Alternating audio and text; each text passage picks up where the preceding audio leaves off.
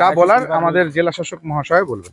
মানে যারা আপনারা তো সবাই দেখলেন এখানের বাড়ি ঘর কেমন ছিল, কেমন আছে। আমরা চাচ্ছিলাম যে মানে যারা বঞ্চিত আছে তারা যেন ঘর পায়, এটার জন্য আমরা পথ অবরোধ করেছিলাম। তো আজকে যে ভিডিও এসে দেখে গেল তাকে আমরা ধন্যবাদ জানাই। তো সার্ভে যখন করছিল তখন ভালো করে সার্ভে করে নেই। সার্ভে কারা ছিল, কারা? এটা 2018-তে হয়েছিল না? সে সময় কারা ছিল আমি তো জানি না, আমি তখন পঞ্চায়েত ছিলাম না, সেটা আগের পঞ্চায়েত। এর আগে ভিডিও এসেছিল আপনাদের চা বাগানে? না, আসে নাই। মানে আমাদের এলাকায় আসে নাই, এটা আন্দোলন করার পরে আসছে। কি আশ্বাস দিল আপনাদেরকে? এটাই বললো যে আমরা দেখে মানে দেখবো। মানে কতজন পায় নাই যারা প্রাপ্য? আমাদের এখানে 178 জন। এটা ঘর পাবে মানে পাওয়ার যোগ্য? হ্যাঁ। আর যারা পেয়েছে তারা কি যোগ্য না? যারা পেয়েছে তারাও যোগ্য। চা বাগান মজদুর তো সবাই যোগ্যই না। মানে যা 250 টাকা হাজিরা চা শ্রমিকদের। অভিযোগ করলো যে যাদের পাকা ঘর আছে তারাও ঘর পেয়েছে। সেটা তো এই লিস্টে নাম আসে না এরকম, কিন্তু যারা পাওয়ার যোগ্য তাদেরই নাম এসেছে।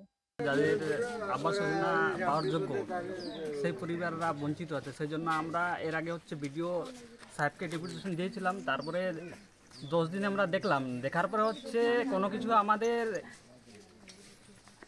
মানে কোনো দিক থেকেই ওরা কোনো কিছু জানাচ্ছে না। তারপরে আমরা গত মঙ্গলবার ন্যাশনাল হাইওয়ে যেটা 31 ওটা আমরা অবরোধ করেছিলাম। অবরোধ করার পরে জয়েন্ট ভিডিও আসছিল, জয়েন্ট ভিডিও ম্যাডাম আইসে বললো যে ভিডিও সাহেব যাবে তোমাদের বাগানে, তারপরে বাড়িগুলো দেখবে, দেখার পরে সার্ভে করার ব্যবস্থা করবে।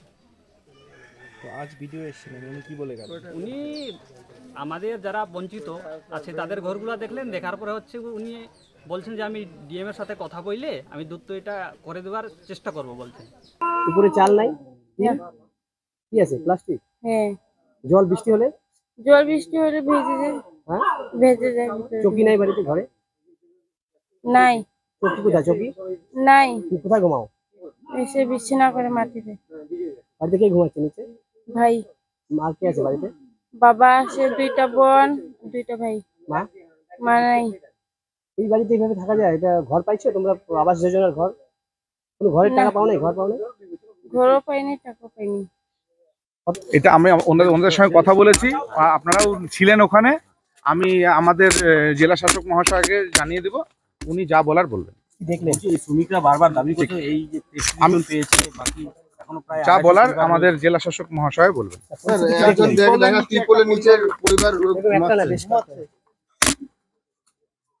এদের বাদ গেল কেন স্যার নামগুলো? আপনারা তো সার্ভে করেই করেছিলেন, তাহলে কি সার্ভে ঠিক হয়নি?